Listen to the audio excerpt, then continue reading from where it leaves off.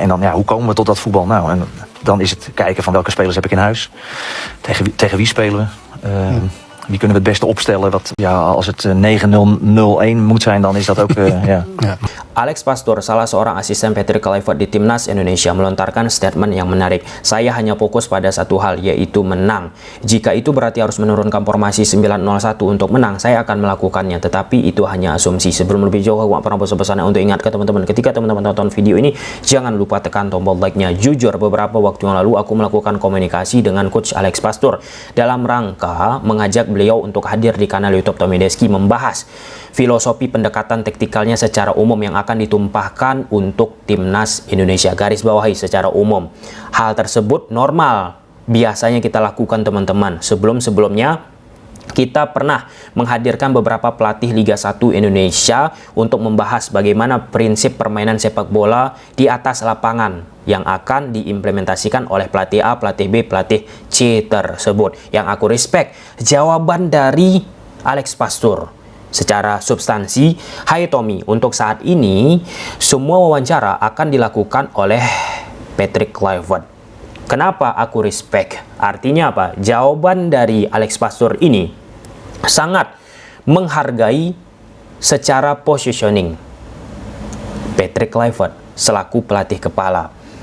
Kan banyak pandangan bermunculan sekarang. Aku tidak menyalahkan pandangan tersebut teman-teman. Yang akan menjadi komando dari sisi taktikal bagi Timnas Indonesia yaitu Coach Alex Pastur. Sedangkan Patrick Kluivert akan lebih menjadi sosok yang bisa merekatkan, sosok daya tarik akibat rekam jejaknya, khususnya sebagai pemain sepak bola. Aku pikir di Belanda yang cinta sepak bola tidak ada yang mengenal Patrick Kluivert itu sendiri. Nah, kita kembali ke posisi tadi.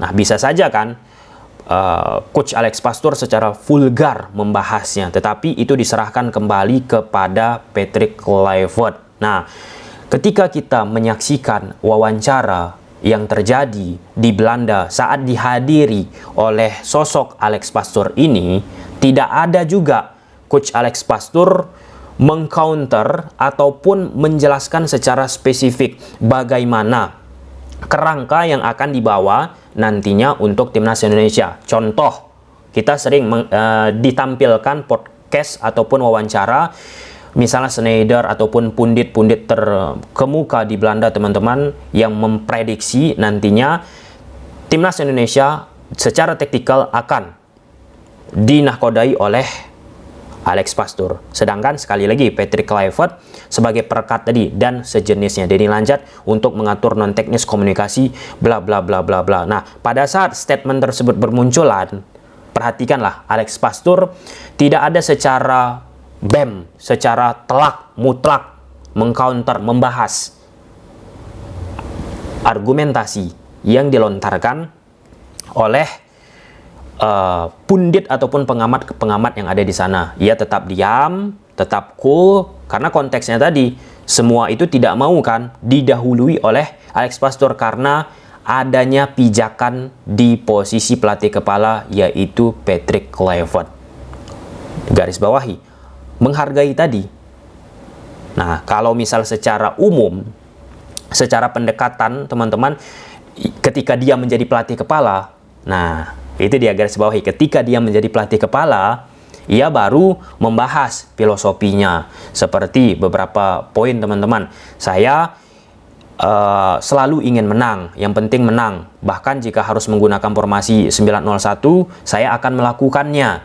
Kemudian itu hanya asumsi ya, garis bawahi teman-teman, itu hanya asumsi yang dimana secara substansinya itu ya mau formasi apapun itu saya mau menang. Dan pada poinnya ada beberapa aspek yang ditempatkan oleh Alex Pastur juga kalau dia sebagai pelatih dalam menurunkan formasinya ataupun taktikalnya. Pertama, pemain yang dimiliki. Kemudian yang kedua, siapa lawan yang dihadapi. Kemudian dari dua hal tersebut baru kita bisa mengatur secara taktikal. Nah, jadi itu pertanyaan ketika dia ditanyakan sebagai jurulatih. Kalau misal kita serempet-serempet bagaimana penerapan taktikal, seperti yang aku tanyakan lah, kepada Coach Alex Pastur, pasti itu diserahkan kepada Patrick Kluivert itu sendiri. Dan di posisi sekarang teman-teman, Patrick Kluivert kan sudah menjelaskan berkali-kali kalau misalnya prinsip taktikalnya itu adaptability, seperti yang dimiliki oleh So Far So Good. Ya, beberapa statement dari Alex Pastur juga. Ya, walaupun ada yang mengatakan terlalu pragmatis bla bla bla bla bla bla. Nah, nanti akan kita elaborasi teman-teman. Ada satu hal yang sangat amat menarik ditampilkan oleh Pep Guardiola bersama Manchester City saat menghadapi Liverpool di Liga Inggris beberapa tahun yang lalu, 2 ataupun 4 tahun yang lalu teman-teman. Pep Guardiola mengguncang dunia dengan menanggalkan pendekatan ball possession, penguasaan bola, tiki-taka, whatever, apapun istilahnya itu, dengan lebih bermain reaktif football, alias pragmatis, alias parkir bus. Padahal secara matematis, Pep Guardiola dengan kapasitas pemain City bisa bermain untuk proaktif, untuk ball possession, seperti sedia kalanya. Akhirnya dilakukanlah pendekatan pragmatisme. Liverpool diberi banyak untuk menguasai bola, 1-2 sentuhan dan sebagainya teman-teman. Disitulah permainan taktikal berhasil ditampilkan oleh Manchester City.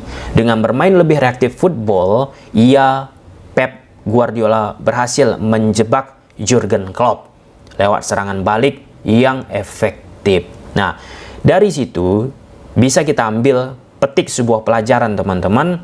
Ya, pelatih pasti punya pilihan, punya pengetahuan apa yang harus dilakukan ketika menghadapi tim A, tim B, tim C setelah melewati rentetan analisa tanpa mengurangi esensi yang ada di kepalanya, filosofinya yang sudah diajarkan sejak lama. Seperti Pep Guardiola, dia diajarkan tentang permainan, ya, ide Johan Cruyff, La Masia Barcelona, tiki-taka teman-teman. Tetapi pada sekejap pertandingan, tiki-taka itu dikesampingkan dulu, diambil permainan pragmatisme. Dan permainan pragmatisme itu di beberapa momentum lebih efektif ketimbang mengandalkan permainan ball possession. Walaupun jika kita lihat di pertandingan selanjutnya, kembali filosofi dari Pep Guardiola inilah yang akan dibawa dirinya lagi. Oke, yang ingin aku sampaikan, Patrick Kluivert selaku pelatih kepala yang ingin mengaplikasikan sepak bola menyerang aja, ia melontarkan pentingnya adaptability tadi, adaptasi. Ia katakan melihat dulu pemain-pemainnya, kemudian siapa yang akan dilawan, dan baru di situ diatur. Persis nih seperti yang disampaikan oleh Alex Pastur tadi. Nah, salah satu elemen yang jika kita lihat teman-teman, Patrick Kluivert bersama klub-klub yang ia latih, memang beliau pendekatannya sepak bola menyerang, tetapi elemen defensifnya, rest defense-nya, banyak space yang bisa dimanfaatkan oleh lawan. Contoh pada saat kita menyaksikan Patrick Kluivert sebagai pelatih di Liga Turki, banyak space-space yang bolong ketika Patrick Kluivert dari proses menyerang ke bertahannya. Oke, nah di sisi lain, Alex Pastur ini pun memiliki pendekatan, yaitu menciptakan pertahanan yang rapat. Nah, ini kan kolaborasi yang sangat amat menarik jika kita artikulasikan teman-teman dengan beberapa ide-ide yang dimiliki. Tapi kan itu dipijakkan dengan beberapa hal yang sudah dikatakannya tadi, yaitu dia lihat dulu pemainnya gimana, kemudian dia lihat bagaimana lawan yang akan dihadapi. Kan nggak mungkin di posisi misalnya kita punya pemain grade 4, grade 5, kasarnya kayak gitu teman-teman, kita menghadapi grade 1, kita bermain terbuka, itu kan sama saja bunuh diri.